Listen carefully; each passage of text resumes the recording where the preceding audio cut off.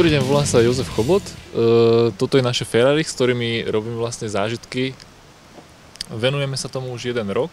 Je to akože veľmi úspešné a populárne, akože veľa ľudí si to pochvaľuje vlastne a splní si vlastne tým svoj sen povoziť sa nám vlastne na superšportovom talianskom luxusnom ako Ferrari.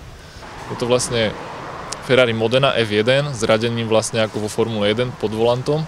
Je to 8-válec, objem motora je 3600 kubických centimetrov, má to 400 koní a zadný náhon, čiže človek sa na tom môže trošku vyblázniť.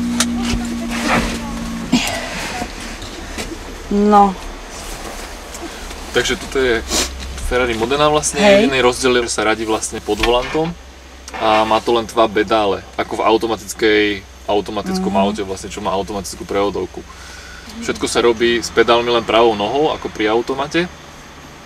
A naštartuje sa to tak vlastne, že sa stojí na brzde, potom sa to naštartuje a aby sme sa rozbehli, musíme vlastne pravým tlačítkom musíme si dať hodiť rýchlosť, jednotku. Potom vlastne normálne noha z brzdy dole a na plyn a potom sa to vlastne rozbehne.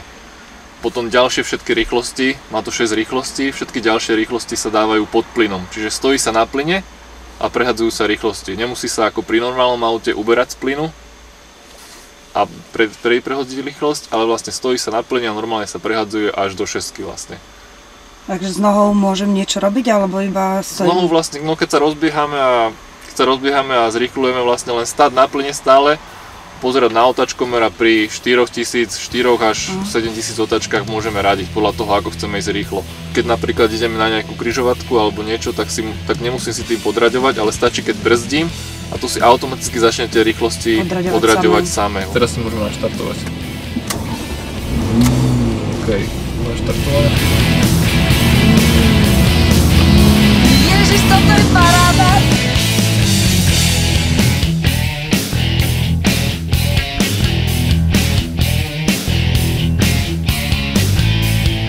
Výborné, hej, super. Má to takú citlivosť, to je ten zvuk taký, vieš, taký dobrý.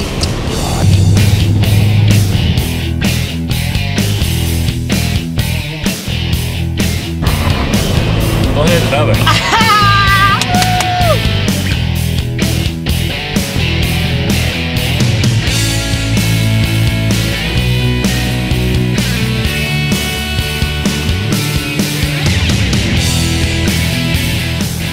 Dovidenia a do počutia, perfektné. Ďakujem veľmi pekne za zážitok, fantázia. Vrele doporúčam, úplne najviac, úžasné. Ja úplne, že